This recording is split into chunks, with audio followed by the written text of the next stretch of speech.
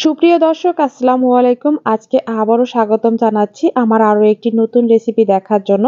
আজকে একদম ছোট কুচে চিংড়ি দিয়ে একটা বড়া রেসিপি শেয়ার করব। এই বড়াগুলো চিংড়ির সাথে মুসুর ডাল ব্যবহার করে তৈরি করা হয় আর খেতে হয় ভীষণই মজার। যারা তৈরি করে খেয়েছেন তারাই শুধু বুঝবেন যে এই বড়াগুলো কতটা টেস্টি হয়। আর যারা এখনো তৈরি করে খাননি তারা আমার রেসিপিটা ফলো করে অবশ্যই তৈরি করে খাবেন। আশা করছি আমার আজকের রেসিপিটা আপনাদের সবারই ভালো লাগবে। চলুন ঝটপট দেখে নেওয়া যাক এই বড়া রেসিপিটা। বড়াগুলো তৈরি করার জন্য প্রথমে এখানে আমি মুসুরের ডাল এবং আতপ চাল দিয়ে ভিজিয়ে রেখেছিলাম ১ ঘন্টার জন্য। পাশেই নিয়েছি কুচো চিংড়ি। এগুলো খুব ভালো করে ধুয়ে পরিষ্কার করে নিয়ে এই চাল এবং ডালগুলো ১ ঘন্টার মতো ভিজিয়ে রাখার কারণে কিন্তু ফুলে ডাবল হয়ে গিয়েছে। এতে করে মিহি করতে আমার বেশি একটা সময় লাগবে না। আর কুচো চিংড়িগুলো আমি এখন খালি খোলায় ভালো করে একটু ভেজে নেব। তার উপরে আমি চিংড়ি মাছগুলো দিয়ে দিলাম আর এগুলো নেড়ে-চেড়ে খুব ভালো করে একটু ভেজে নেব।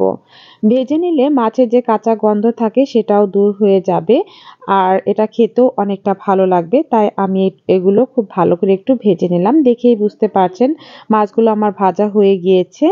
এখন আমি যেই ডাল এবং চালগুলো ভিজিয়ে রেখেছিলাম সেটা পাটায় বেটে মিহি করে নিয়েছি। আপনারা ব্লেন্ডারেও করতে পারেন। আর চিংড়ি মাছগুলোও আমি বেটে আধা ভাঙা করে নিয়েছি। আপনারা চাইলে এগুলো কিন্তু ব্লেন্ডারেও ব্লেন্ড করে নিতে পারেন। তবে আমি চিংড়ি মাছগুলো একটু আধা ভাঙা করে নিয়েছি। এতে করে আমার কাছে খেতে ভালো লাগবে।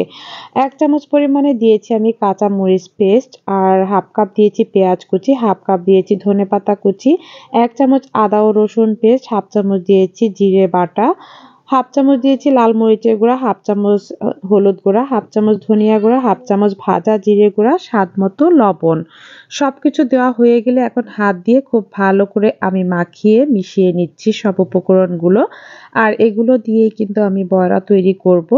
খুব ভালো করে হাত দিয়ে মাখিয়ে নেবেন বড়া তৈরি করার জন্য। এতে করে পেঁয়াজটাও খুব সফট হয়ে যাবে। সব উপকরণ দিয়ে কিন্তু আমার মাখানো শেষ। এখন হচ্ছে আমি এভাবে কিছুটা অংশ নিয়ে গোল গোল করে বড়াগুলো ভেজে নেব। আপনারা যত চ্যাপ্টা করে পাতলা করে বড়াগুলো তৈরি করতে পারবেন ততই কিন্তু ক্রিস্পি হবে। এই কথাটা মাথায় রেখে বড়াগুলো তৈরি করবেন। আমি দেখিয়ে দিচ্ছি কিভাবে বড়াগুলো তৈরি করবেন। এভাবে বড়াগুলো তৈরি করলে এগুলো বেশি ক্রিস্পি হবে। চুলার উপরে আমি ফ্রাই প্যানে বেশ কিছুটা পরিমাণে তেল দিয়েছি আর তেলের পরিমাণটা একটু বেশি দিলেই বড়াগুলো বেশি ক্রিস্পি হয়। আর হাত দিয়ে এরকম চ্যাপ্টা করে করেই গোল গোল করে শেপ করে আমি বড়াগুলো তৈরি করে নিলাম। একে একে কিছুটা পরিমাণে আমি বড়া এর মধ্যে দিয়ে দিচ্ছি।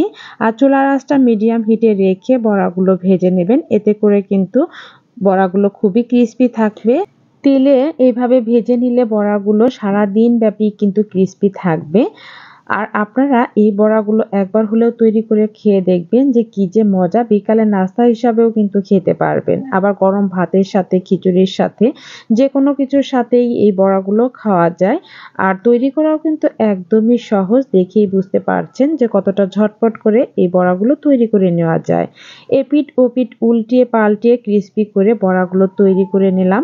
আর অনেকটাই কালার চলে এসেছে। গোল্ডেন ব্রাউন কালার করে আমি এই বড়াগুলো ভেজে নেব।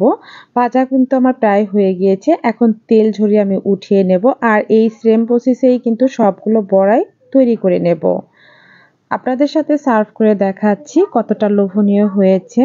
দেখুন মাশাআল্লাহ অনেক লোভনীয় হয়েছে। এগুলো খুবই ক্রিস্পি এবং খুবই মজাদার। অবশ্যই তৈরি করবেন। আর পুরো রেসিপিটা কেমন লাগলো তা কমেন্টসে জানাবেন। এরকম সহজ সহজ রেসিপি পেতে হলে আমার চ্যানেলটি সাবস্ক্রাইব করে রাখতে পারেন। যারা পেজ থেকে দেখছেন তারা পেজটিকে ফলো দিয়ে রাখতে পারেন। সবাই ভালো থাকবেন, সুস্থ থাকবেন। আজকে এই পর্যন্তই। আবারও হাজির হয়ে যাব নতুন কোনো রেসিপি নিয়ে। এ পর্যন্ত আমার ভিডিওটি দেখার জন্য সবাইকে অসংখ্য ধন্যবাদ। আল্লাহ হাফিজ।